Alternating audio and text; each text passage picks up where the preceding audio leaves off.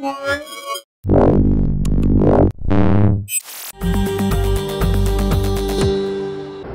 guys, Sascha from Mobile Geeks here. It's I have no idea anymore. Day 1, day 2 of CES. We've been here since last week. And I have someone over here, Julien Blin. And I think, you know what, Julien, why don't you introduce yourself too? Right, so my name is Julien Blin. I am the co-founder of Wearables, which is a global mobile consultancy firm focusing on wearables. So I'm tracking anything from smartwatches, connected glasses, smart shoes. I'm advising many players in the space. So I'm here to check out what are the new trends, and that's why I'm here. So what are the new trends at CES? It is wearables, isn't it? Well, yeah, it is wearables, and I think that clearly big players are getting into the space, right? So major OEMs are coming up with their smartwatches, activity trackers. There are speculations that Google will introduce a smartwatch very soon. So you're seeing a lot of competition. But I'm not seeing a lot of differentiation from all those trackers, and I think that's one of the issues, because pretty much what they do, the trackers, like, they're tracking steps and calories, but they're not really telling users, am I getting sick? What does that mean, right? They're collecting a huge amount of data, but really, and the other issue is when those players are coming up with the next version of devices, if they don't get smarter and more intelligent, I think that you're going to see people giving up on those devices. So they need either to work and build some platform, like a wearable 2.0 platform, to make the devices smarter or internally, or they're going to have to work with third-party companies like Giro, which is a Russian startup coming up with a wearable 2.0 platform to do that. So I think they're fully aware of that. Otherwise, you might see some, again, return rate of the going up, and they don't want that. I agree with you. Somehow all these trackers that are out there, whether we're using a Fitbit or Jabon or whatever, these are basically like digital pedometers. Right. And I've been using a Fitbit. Actually, I lost like over 10 kilos last year on a Fitbit. It was all about visualization of my data, that I can actually, I know that I have to move my ass to lose weight, right? We all know this. It's a no-brainer, right? It's a no-brainer. But what I like was this kind of gamification that came Absolutely. When I connected it to my Facebook, and I saw all my other Facebook friends also using it. It was motivating. Yeah. But besides that, I mean, this isn't rocket science at all. This is just very plain pedometer, accelerometer data that they're collecting, and that's about it.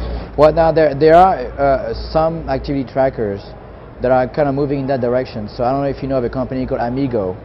Amigo is, they got funded through Kickstarter. They actually raised money from VCs after that.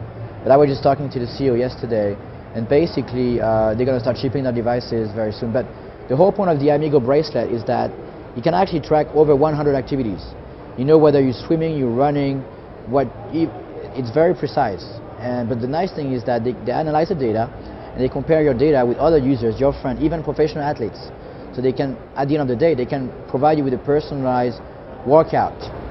It's very impressive. It's basically telling me each and every day how much I suck when it's comparing it to a professional Absolutely. athlete. I like this idea. But are you comfortable in wearing an additional hardware, an additional device, an additional wristband? I mean, we've been talking about these smartwatches. They're all over the place right now here at CES. And I would love to have this integrate in my smartwatch. I don't want to have an additional. I have this Fitbit one, so I even have to wear it at my belt, and I lost one already. I think you made a very good point. I think you're going to see at some point the emergence of hybrid smartwatches that are going to be able to track your biometric data, calories and steps, but at the same time, you're going to be able to do more than that, right? Have like an application like the Pebble Watch, and potentially control everything in your house. And that's what Apple, apparently with the iWatch, they're trying to do. They're trying to control everything from the AC, the lights, your home appliances, your TV, everything. But that's going to require to build the ecosystem. Anyway, that's a separate discussion. But to your point, there's a need to consolidate those two categories, which are smartwatches and activity tracker, into one category. But I think right now you're going to see what I call the battle of the wrist. So one, it's going to be the battle for the smartwatch. What are you wearing here? I'm wearing the Basis watch. Okay. So you can track things like steps and calories, even the skin temperature.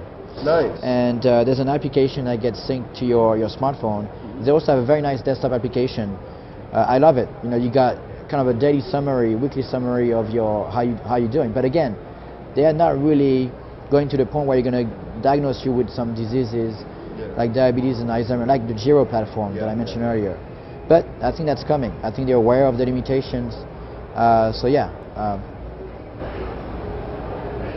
Is it safe to say that 2014 will be somehow the year of wearables? Well, not only the year of smart. I've been writing a couple of articles saying, it's going to be the year of the smartwatch, and especially when Apple is entering the market. Right. Because oh my God, and I've been even publishing this on Google Plus. I can't imagine what happened over there with me. Got them crucifying me for just writing a very positive article about Apple. But I think we have to face it. This company, in my opinion, when Apple comes up with this iWatch, or whatever they're going to call it, it should be iWatch.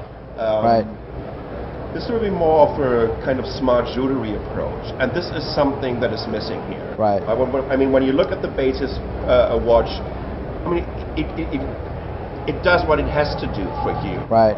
But is it smart jewelry? Is it very aesthetic? Is it really good looking? You might not gonna say that. Right? It's the same when you see this what Pebble is doing now with the second generation. This is about smart jewelry, because before that, I remember when I went somewhere in a prop in Taiwan, people were asking, wow, that's an interesting watch. Where's this weather vision coming from? Right. And what is this 55%? I said, oh yeah, that's a status of my phone, of the battery of my phone. So, oh, what is it? It's a smartwatch. But with the next generation of the Pebble, I think you will just turn it around, because people will say, wow, that's a beautiful watch. And you can say, oh, it's even a smartwatch. Yep.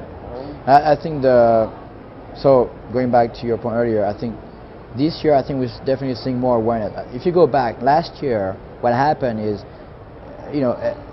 Google was a big, it really helped the market, first of all, in terms of awareness. And then you saw the, success stories like the Pebble, and of course Samsung got into the market, and they really make a big impact. You could agree that they haven't really gained that much traction as a major OEM. It was important to open this market. Absolutely. So what you're going to see this year, if Apple gets into the market, is going to really, help everybody, right? The competition, because Apple is probably going to be at the high end. They're not going to be cheap. They're going to have a very nice. They really want to be. The iWatch, I think, has to be a piece of jewelry. I think they're very much aware of that. And to your point about the design, Pebble really did a good job. I mean, they're not stupid. They know what they have to work on. The design needs to get better, right? So I think what you're going to see also is some watchmakers getting into the market, because they have the expertise. They know how to make beautiful watches. I had a discussion yesterday with the CEO of MetaWatch. That you can actually check their watch. They have a very nice, beautiful design. They're even coming up with their own brand called the Meta brand. So, and the CEO of that company actually is coming from Fossil. Okay. So he understands what it takes to really build a beautiful device. Plus, these brands, they have completely different distribution channels. Right. I mean, I think we have like 6 or 7 Rolex shops in Taipei, which is insane. Really? Right? And then you have these Fossil guys, and then you have Seiko, Casio, whatever. Right? When these guys are entering the smartwatch market, they're going to be at each and every corner. Right? And that's where it's getting interesting for us in the future. And of course also for developers. More time for getting some standards, I guess. I think what's going to be important, you're going to see more smartwatch vendors coming up with their own app stores, their own ecosystem, which is what Pebble is doing already. And Samsung is going to do, I mean, they already have their own app store, but they're going to grow and attract developers to build native applications for the Gear Watch. I think that you're going to see increased competition from the Chinese vendors that are going to really put pressure on those, the Samsung and the Apple, and but the quality is not going to be as good, and that's okay. And also think that you're going to see what I called bring your own wearable device trend. So you're going to see IT managers trying to accommodate people with their own smartwatch or their own activity tracker. So let's say you could have a company who's going to partner with an insurance company, and they're going to, if I'm taking care of myself, I might be able to pay less for my medical insurance. Or let's say if I'm using a smartwatch using a 3G connectivity on it, maybe my employer might subsidize and pay for my 3G plan on it. If I'm using that as a personal and professional device. So I think that's coming too. I like this idea. I remember like 3 or 4 years ago, I've met with the Qualcomm E&M Health group, and they were running. They've had a little sense. I think it was a badge with an accelerometer in there. Yeah. And they had an internal ranking, and this was all about creating a competition. Right. In this division, so that people are going to, instead of using the escalators or the elevators, they're taking the stairs. The more steps you got, the higher you got up on the ranking, and it was always visible in their office. They just used screen, and you saw this. I think this is very, very interesting to, like you mentioned already, right? Insurance companies will be all about this. Mm-hmm. We already have very, very customized insurances for our cars, right? So right. You can kind of customize it to your specific needs. Right. Like I say, I'm the only one that is driving this car, or here is my record, I never had an accident for the last 10 years. Seeing insurance companies telling you, if you're going to wear this device 24/7, we're going to give you 30% off. Right. And I like this idea, and this will be, it's not crucial for this market, but with these kind of infrastructures, I think we will reach a completely different user base.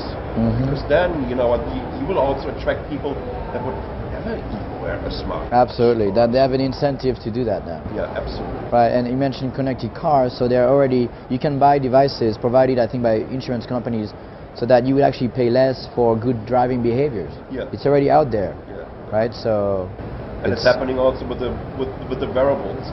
What do you think of, we're talking about smartwatches. They're going to be all over the place. We have all these trackers, Fitbit, Jawbone, whatnot. There are like 10 or 20 different ones in the market, at least. What are you making out of these smart glasses? What do you think about Google Glass, or what we saw from Recon, or? Well, I think there's room for everybody. I think you're seeing subsegments in the connected glasses space, right? So there's different categories in my opinion. There is, let's say, the sports-oriented glasses like the Recon glasses as one. You have the social networking-oriented types of glasses like the telepathy glasses. It's a Japanese, US companies. And that's another one. There's also the glasses focusing on notifications, which is Google Glass. Although you could argue that they can do more, but I'm just saying it's very good for that particular purpose. Right. And then you also have the glasses focusing on enterprise, B2B, like the Motorola HC1. Yeah. It's a higher price point, but in enterprise they can afford to pay a higher premium. Yeah. So and then also some other glasses like the Orcam glasses that are for people with disabilities, people who can't see. So I think there's room for everybody. You're going to see some subsegments. Now, what's going to be important is going to be the pricing. And I don't want to speculate on how much Google Glass are going to cost, but I think if they don't reach an affordable price point, that's going to be an issue to drive volume.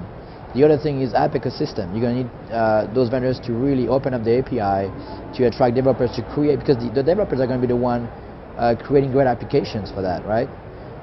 Distribution. That's why I think Google partnered with a company called, or there was some speculation that they would partner with Blueberry. To potentially either buy them or partner with them to leverage their distribution. And promotion and marketing, of course.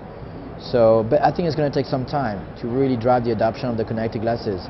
But at the end of the day, if you can create some glasses that are being used for a particular purpose, whether it's for people with disabilities, people who get notification, people who are into cycling and sports, I think it works for everybody. So one size does not fit all. Yeah, I would say so. I was very excited about Google. I've been playing around with them for a couple of days before I finally got mine. And in the first 2 or 3 weeks, I've been wearing them constantly. Yeah. And since then, I'm only wearing them on events, because over here it's just very, very useful for me. I'm using our whole team. We're 8 people over here. We are constantly communicating over Google Hangouts, and now I have this Google Hangout. Really? And I know what's going on, right? Where are you guys, or which hall are you? Can you come over here and cover this? It's a great use case. This is really cool. I love it with Twitter. Yeah. So when some retweets or people are tweeting me, it's right there. That's the first generation. I still have a problem because I'm also wearing glasses. Right. That this kind of this bone speaker in the back isn't really working for me. So when someone's calling me, it's a huge problem. Yeah. But this next generation, that is a little earplug. But it's going to get better, right? Yeah. Design is going to get better. I think this is, even though that the hardware is quite old. Yeah. Well, this is like 3 or 4 years. I love the display though. Right? This prism display that's projecting the display onto my eye. Yeah. That is quite cool. But besides that, this is, even though it's quite old, it is such a prototype. And it would still be a prototype, in my opinion, in 2 years.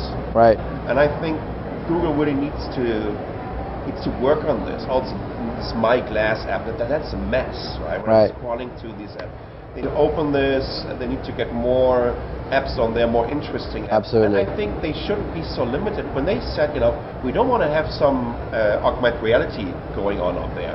Why not? Well, look at Meta. I can choose yeah, things, right? You're right. It's about me. It's like telling me what kind of apps I should run on my smartphone that is running Android. Right. So to your point, I actually forgot to mention the Meta glasses that are focusing on artificial, augmented reality, and they've actually done a good job. If you go to their website, you can submit your idea of an augmented reality application, and I think they had about 500 applications. I'm not sure those are all real applications, but those are at this point. But those are all ideas. Anybody can submit an idea, and I think that's something that Google should be doing, or any Google connected glasses vendors, as a matter of fact. And Google can do this. They can, of course they can. Google. That's pretty much the biggest. When we're talking about connected companies or companies that are connected to the internet, I think they will. Do it when Google can. This might change this year. Now the way that they were addressing these Google Music All Access guys. Right.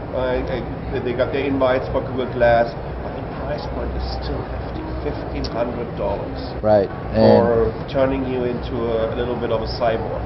Right. I think and basically promoting it, right, and making free. They've done it. It's free PR for them, smart. right? That's Very really smart. Yeah, right. So they've done it.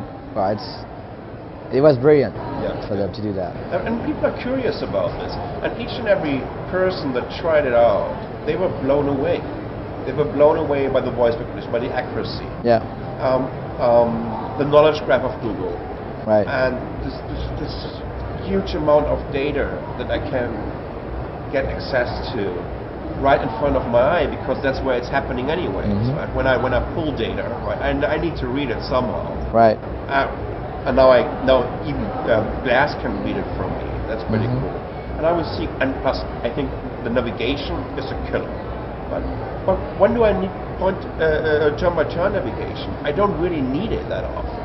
But when you want it, this is just absolutely right. Well, I used to work for Samsung, and I think one time I had a discussion with the head of R&D about glasses, and what's important at the end of the day, if you're going to create some connected glasses, the application and the use cases have to be unique to the glasses. There is no point of replicating the same application that you can find on a smartphone today. There's no point. So it's just a matter of leveraging, the display, the sensors, what's really unique about the glasses. So for instance, have you used the Facebook application?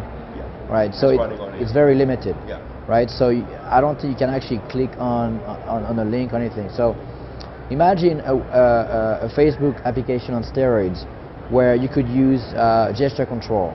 So basically you see a picture on Facebook through the glasses, and you would be able to do a thumbs up, and you can actually like the picture in real time. That's one of the examples. That's not rocket science. Right, so I think, and Facebook, by the way, had a hackathon on wearables back in November, right? That's Facebook. So, and they are interested in wearables. So I think you're going to see the emergence of more intelligence, contextual applications for those connected glasses or any other, wearables like trackers and smartwatches. It's a great translator app, but unfortunately it only comes with like 6 or 7 languages, but it also works offline, which is cool. Yeah. But whoever is watching us from Google, could you please bring one out from Mandarin and Chinese? That would be very helpful for me. Right, absolutely. And this is a fantastic use, but as you said, this simple gestures, and basic perceptual computing ideas, and having just a thumbs up, thumbs down, well, okay, that's not going to work on Facebook. Or even eye detection technology. Yeah. So let's say imagine some augmented reality capable glasses where you would be walking inside the hallway, and you would be, or let's say you're doing your groceries, right? You're at the supermarket, and you can see location-based promotions. Yeah. To get a promotion, right? So not everybody's going to like that, okay? But and what if you could do it indoor and outdoor? Let's say you are going to the Eiffel Tower, and guess what? You'll be able to get a promotion on a bottle of champagne as soon as you get into the restaurant. It's quite interesting. Right. That was my first startup 13 years ago. It was called eWallet. Right. At that time we were just playing around with infrared on the palms. That's right. We were thinking about, okay, when I'm just walking down a shopping mall, how do I know where I can get the next big deal here? Right. And we try to get it onto the palm. And you can do indoor mapping, right? You can do it with iBeacon, Blue 4.0. Yeah. So it's happening today, right? Apple is really pushing iBeacon, right? Yeah. So it's possible. It's happening right now. So we had the smartwatches, we had the trackers, we had smart glasses. Yeah. But there's more coming up, right? Well, let's talk about smart clothing. What about smart shirts? What about smart shoes? I think smart shoes going to be absolutely amazing, and smart shirts with sensors in there. Yeah. So I'm actually advising a smart shoe vendor based out of Canada, in Vancouver, called Plantiga. Nice. And what they do is they are building smart shoes with sensors embedded all over the shoe. So basically, they will be measuring the mapping pressure on the shoe. So imagine connecting those smart shoes with an application connected to your smartphone or even connecting glasses. Yeah. So let's say you're a golfer, right? You're wearing those smart shoes, and you can get real-time data, like feedback on your posture, your swing, the speed, and you get all the data right through your recon glasses. How about that, right? So that's one great use case in my opinion. You talk about smart clothing. There's a great company in Montreal called Home Signal. They built a smart T-shirt called the Home Signal T-shirt. They raised about $1 million. They're funded, and you can actually measure your stress level, your breathing. You can see it through the application, and it's just mind-blowing to see that. And they have big plans. They want to work with all the major clothing companies. They want to become the underlying technology. I mean, it's a huge market. And there's also another company called Citizens. It's a French startup. They are partnering with soccer teams in France, Saint-Etienne. I don't know if you heard of them. Yes. So they partner with them so that Saint-Etienne were actually using the smart T-shirt, the players. Wow, that's so amazing. It's that's so much interesting data they're going to gather. Absolutely, yeah. And it's gonna help us a lot in the future. And talking about data, of course, with all these trackers that we're using, with all these sensors. I think what's missing. A predictable question. Oh, sorry. I mean, going back to the point we were making earlier, we are collecting so much data right now, but we need to make sense of it, and that's the key. So I think building a Wearable 2.0 platform capable of analyzing the data, whether it's through an algorithm, a mathematical model, again, what Giro is doing, which is being able to diagnose users with early sign of depression, diabetes. That's really impressive. Yeah. So I think that's where the industry is going. Absolutely. And otherwise, at the end of the day, you want to be able to predict that someone's going to have a heart attack. Yeah. Right? And I think you can do that. I think it's going to happen. The only question is when. But I think it will happen in the coming years. That's why I got basically so bored by this buzzword of big data, because this is why we build computers. Right. Big data has been always around. It's a matter of what we're doing with this big data. Absolutely. And how we're going to analyze it. And you mentioned the Giro guys again. I think we will have somehow their website in here, or at least a link to the video. Yes. This was quite impressive, and it took me a while. We had this kind of little talk before we did the video to really get what they're doing with this data, and it's very smart. And I think we need this. There's a market for these companies that are not building hardware, that are not building sensors, but the companies that are professionals, analyzing data. Right. Their background is completely different, right? They know how we're going to behave, for example, when we might going to get sick. Right. And what kind of data I need to prove this. Right. And the more people are using this and are sharing this data, the more accurate it's going to be in the future. And this is, in my opinion, this is a potential to really have a huge impact on our health system. I think it's going to be a major technology breakthrough.